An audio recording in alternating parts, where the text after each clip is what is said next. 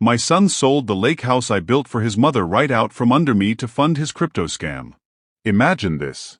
You spend your life working with your hands, you build a sanctuary for your family, a monument to the love of your life, and your own flesh and blood dismisses it as dead weight, and tries to cash it in like a poker chip.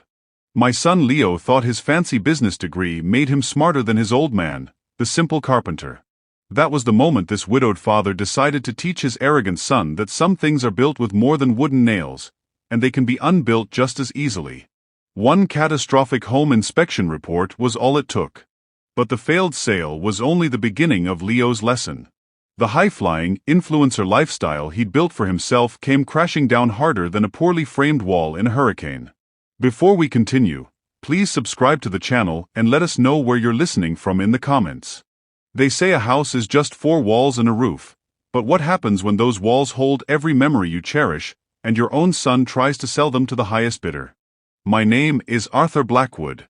I'm 65 years old, a semi-retired master carpenter from upstate New York, and for 40 years, my hands have known the language of wood better than the language of men. I raised my son Leo on my own for the last 10 years after my wife, Eleanor, passed from this world. Thursday morning started with the familiar scent of sawdust and fresh coffee, a perfume I've worn my entire adult life. At 65, I'd learned to find peace in the grain of a piece of maple, in the quiet hum of my workshop. The main house felt empty since Clara, my companion for the last 3 years, was visiting her sister in Vermont. We found each other late in life, 2 quiet souls who understood that companionship isn't about filling the silence, but sharing it comfortably. Leo.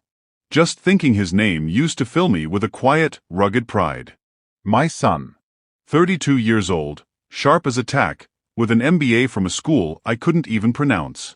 After Eleanor died, I poured everything into that boy. Every splinter in my hand, every long hour in the workshop was to make sure he had a life easier than mine, a life of mind over muscle.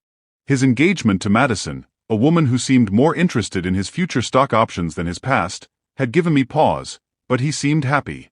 And what more can a father ask for? The pride of my life, besides my son, was the lake house.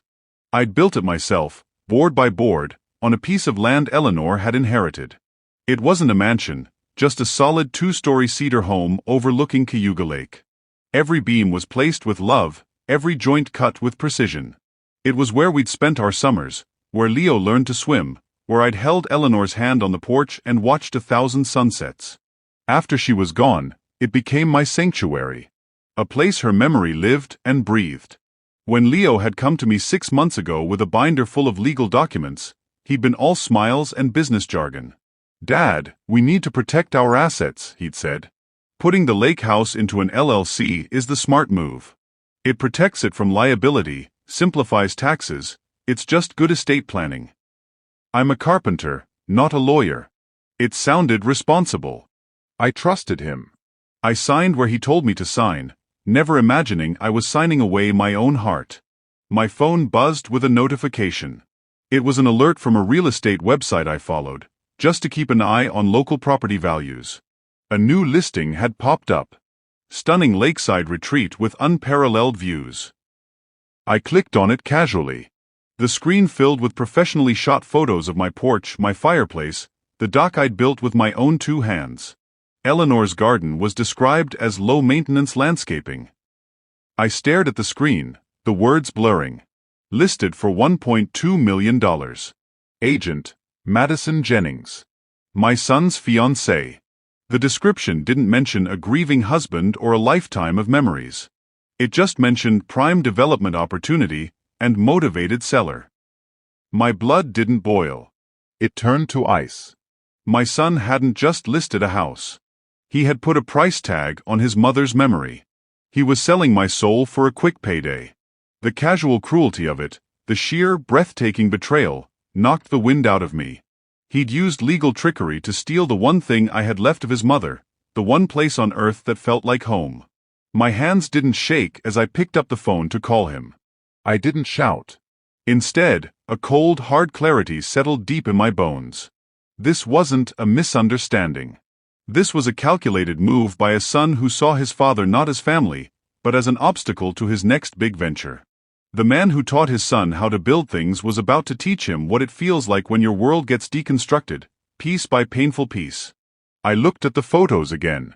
They'd even edited out the small, hand-carved heart with A+EI'd etched into the main porch beam. They hadn't just listed my home, they were actively erasing me from it.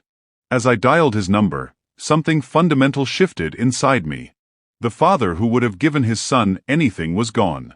In his place was a master craftsman who had just discovered a fatal flaw in his proudest creation, his own son. And I knew exactly which tools I'd need to fix it. I couldn't stop staring at that real estate listing. Every bullet point was a dagger. Turnkey investment property. Easily converted for short-term rental income. Seller is highly motivated. My entire life with Eleanor, reduced to a sales pitch. Leo had used my trust, my grief, and my ignorance of legal jargon as weapons against me. He'd played me like a fool. I called him. He answered on the second ring, his voice smooth and confident, the voice of a man who thinks he's already won. "Hey Dad, what's up?" "I'm in the middle of a meeting." "The lake house, Leo. It's for sale." There was a brief pause. Not of guilt, but of annoyance. He'd been caught. "Oh, that. Yeah, Dad, we need to talk about that. Look, it's a smart financial move. The market is peaking. That house is a dead asset, just sitting there collecting dust and property taxes." A dead asset. The place I'd built for his mother. The place he took his first steps. "It's our home, Leo. It's your mother's legacy." "Legacy doesn't pay the bills, Dad," he scoffed. The condescension in his voice was a physical blow. "I have a once-in-a-lifetime investment opportunity, a new crypto platform. This is the seed money I need. We can get you a nice condo, somewhere with no stairs. It's for the best. It's for the best." The three most infuriating words in the English language, usually spoken by someone who's just screwed you over for their own benefit. He didn't ask. He told me. He had decided my life for me. The cultural gap between us was a chasm. I had built a life on tangible things, solid wood, honest labor, a firm handshake. He lived in a world of digital assets, buzzwords, and paper-thin loyalties. He saw his blue-collar father as an embarrassing relic, too simple to understand the modern world of high finance. "What about the LLC I signed?" I asked, my voice dangerously calm. "That gave me the authority to act as the managing member," he said, a little too quickly. "It's all legal and above board, Dad. My lawyer handled everything." His lawyer. Not our lawyer. His. "So you used a legal document to take your mother's house from me?" "I didn't take it," he said, his voice rising in frustration. "I'm leveraging it for our future. Madison and I are getting married. This will set us up for life." Madison.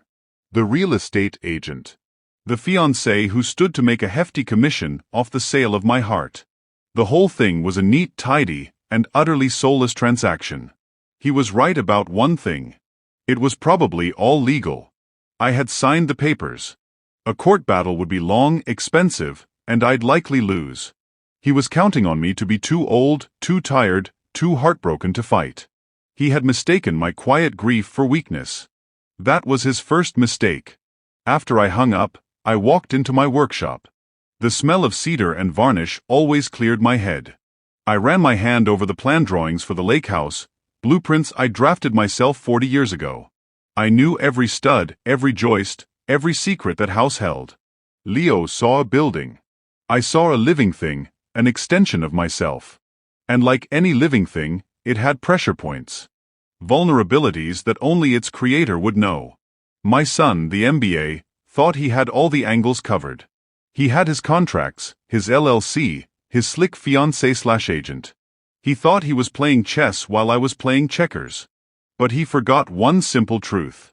I was the one who built the board. A slow, cold smile spread across my face. He wanted to sell the house? Fine. Let him try. I wouldn't need a lawyer to stop him. I just needed a toolbox, a weekend, and 40 years of intimately knowing the house's every groan and whisper. Leo was about to get a masterclass in a different kind of business. The business of consequences. He had started this, But I, Arthur Blackwood, was going to finish it. I sat in my leather armchair that evening, a glass of bourbon in my hand, staring at the framed photo of Eleanor on the mantel. She had a smile that could calm a storm, but eyes that saw right through any bull. She had always been the worrier, the one who saw Leo's budding entitlement for what it was. "You're too good to him, Arthur," she'd say gently after I'd bought him his first car, a brand new Mustang he hadn't earned. "He needs to learn the value of $1, the value of hard work. If you give him everything, he'll value nothing." Her words echoed in the silent house, a prophecy fulfilled. I had failed her. In my desperate attempt to give my son a better life, I had neglected to give him a better character. My grief had been a blindfold, making me soft when I should have been firm. I had raised a son who could read a balance sheet but couldn't read a room, a man who understood profit and loss but not right and wrong. The guilt was a heavy weight. This was my fault. I'd created this monster of ambition who saw his family heritage as starter capital. But then, I imagined Eleanor's reaction to Leo's phone call. She wouldn't be weeping. She'd be furious. Eleanor was a force of nature, a sweet-tempered woman who became steel when her family was threatened or disrespected. She would have seen Leo's scheme not just as an insult to me, but as a desecration of her memory. "You're not going to let him get away with this, are you, Arthur?" I could almost hear her voice, sharp and clear. You're not doing him any favors by letting him steamroll you. Sometimes the deepest love is the toughest lesson. The internal battle was brief. One part of me, the tired, grieving father, wanted to just let it go. Let him have the money. What did a house matter in the grand scheme of things? But the stronger part, the part that Eleanor had built up in me, knew that this wasn't about the house anymore. It was about respect. It was about the line between providing for your child and enabling their worst instincts. To surrender now would be to validate Leo's belief that I was a weak old man who could be easily managed. It would be the final betrayal of everything Eleanor and I had built together. Clara called that night, checking in.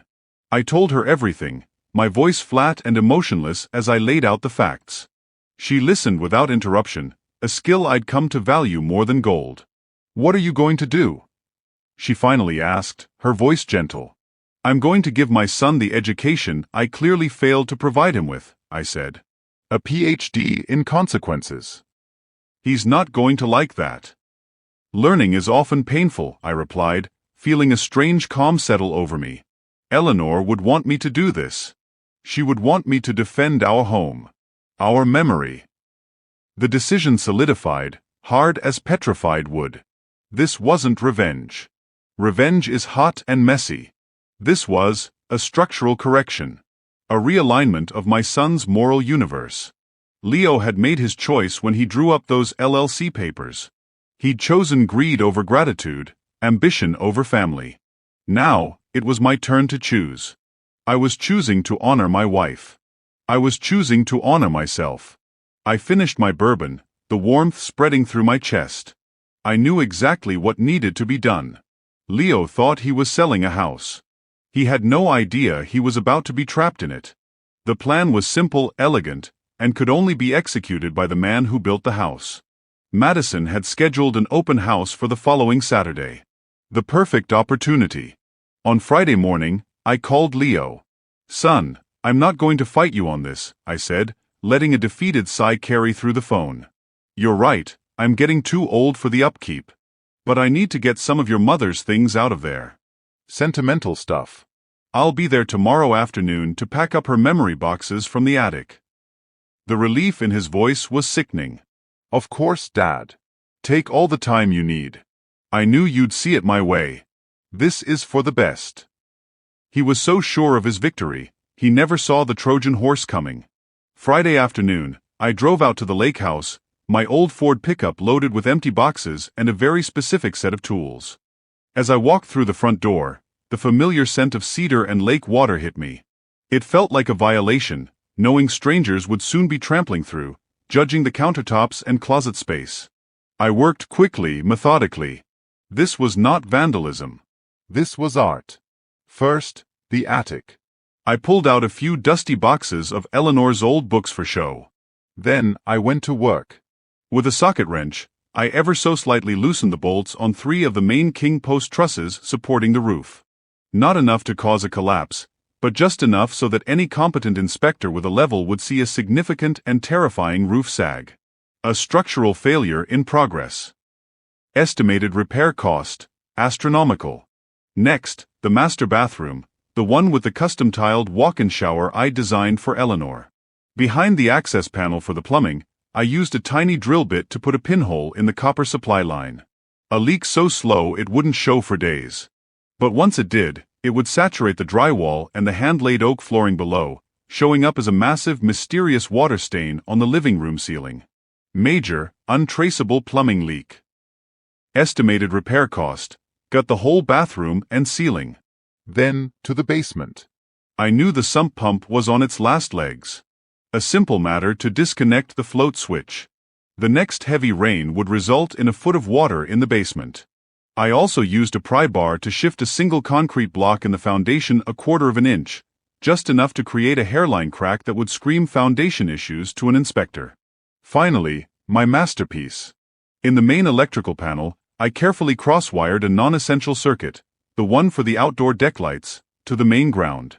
It wouldn't trip the breaker immediately, but the moment an inspector plugged in their diagnostic tool, it would read as a major ungrounded fault in the entire system. A critical fire hazard.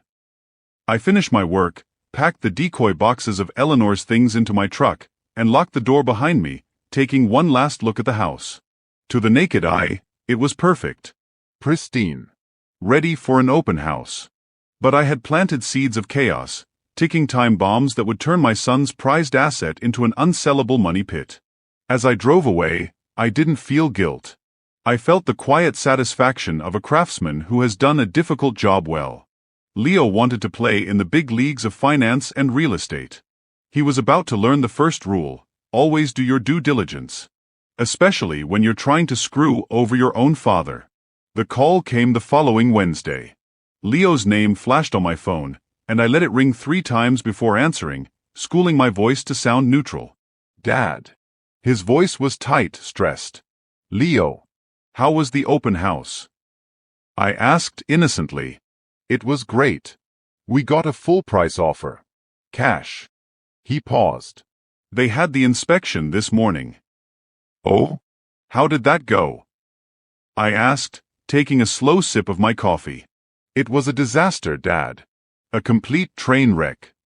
He started listing the issues, his voice getting higher with each one. The inspector said the roof is failing. There's a major plumbing leak somewhere, the foundation has a crack, and the whole electrical system is a fire hazard. He called the house a catastrophic failure on all fronts. The buyers pulled their offer immediately. They practically ran away screaming. I made a thoughtful humming sound. Well, that's a shame. An old house needs a lot of upkeep, son. I guess we let it slip. Let it slip? Dad, these aren't upkeep issues. The inspector said it looks like the house is actively trying to tear itself apart. He said it was structurally unsound. How did this happen? Beats me, son, I said calmly. Maybe you should have gotten your own inspection done before you put your mother's house on the market. Silence. The accusation hung in the air between us, unspoken but crystal clear. What am I supposed to do now? He wailed. The repair estimate is over $300,000. I have to disclose this report to any new potential buyers. No one will touch this place. It's worthless. Sounds like you have a problem, I said, my voice devoid of sympathy. We have a problem, Dad. It's our asset. No, Leo. You made it very clear when you drew up that LLC that it's your asset to manage. So manage it. His voice turned sharp, suspicious. You were there on Friday. You were in the house. I was. I packed up your mother's books. Are you accusing me of something, Leo? He sputtered, caught. He had no proof, just a gut feeling that his simpleton father had outsmarted him. No, of course not. But it's too much of a coincidence.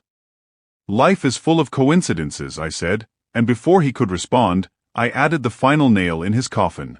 By the way, I was talking to my lawyer today, just tidying up my own will. He took a look at that LLC agreement you had me sign. Clever piece of work. It gave you full control of the structure, the house itself. Right, Leo said impatiently. So what? Well, he noticed a small oversight. You transferred the building into the LLC, but you forgot to have me sign over the deed for the 1-acre plot of land it sits on. According to the county records, I still own the ground your dead asset is built on. Any sale of that house would be subject to a land lease agreement with me. And son, my rates are very, very high. Complete, absolute silence on the other end of the line. I could almost hear the gears in his MBA brain grinding to a halt as he processed the information. He was the sole owner of a worthless, structurally condemned building sitting on land he didn't own. He couldn't sell it. He couldn't afford to fix it. And he couldn't tear it down without the landowner's permission. Checkmate. You planned this, he whispered, his voice a mixture of horror and disbelief. I learned from the best, son, I said, my voice as cold and hard as steel. You taught me that business is all about leverage. You just forgot to check who was holding all the cards. Now if you'll excuse me, I have some wood to plane. I hung up the phone. The fallout was immediate and spectacular. Leo and Madison tried to find another buyer, but the inspection report was a black mark they couldn't erase. Word got around the small lakeside community that the Blackwood house was a lemon. Madison, seeing her commission and her high-flying future evaporate, broke off the engagement within 2 weeks. She sent him a bill for her marketing expenses. Leo's once-in-a-lifetime crypto investment turned out to be a classic pump-and-dump scheme. Without the capital from the house sale, he couldn't get in on the ground floor. He watched from the sidelines as it skyrocketed and then crashed to zero, just as I knew it would. He had been willing to sell his soul for a handful of magic beans. He was trapped. He was legally responsible for the property taxes on a house he couldn't sell, living on land he didn't own. The financial pressure mounted. His flashy lifestyle, funded by credit and promises, began to crumble. He had to sell his sports car. He was forced to move out of his downtown loft. About 2 months after our last conversation, he showed up at my workshop. He looked like a different person. The slick, confident entrepreneur was gone. In his place was a tired, defeated young man who looked like the world had chewed him up and spit him out. He stood in the doorway, shifting his weight, unable to meet my eyes. "Dad," he said, his voice quiet. I didn't stop my work, continuing to sand a piece of cherry wood. "Leo." "The LLC is bankrupt," he said. "I'm losing everything." "Are you?" I asked, not looking up. "I thought you lost everything the day you decided your mother's memory was for sale." He finally looked at me, and for the first time, I saw genuine remorse in his eyes. Not self-pity, but actual shame. "I was wrong, Dad. I was arrogant, and I was greedy. I disrespected you. And I disrespected Mom's memory. There's no excuse for it." I set down my sanding block and finally turned to face him. "No, there isn't." "I came to ask," he swallowed hard, "if you would dissolve the LLC. Let the house revert back to you. I'll sign whatever you want." "I don't want it. I can't. I can't even look at it anymore." This was the moment. The moment I could either crush him completely or offer a sliver of grace.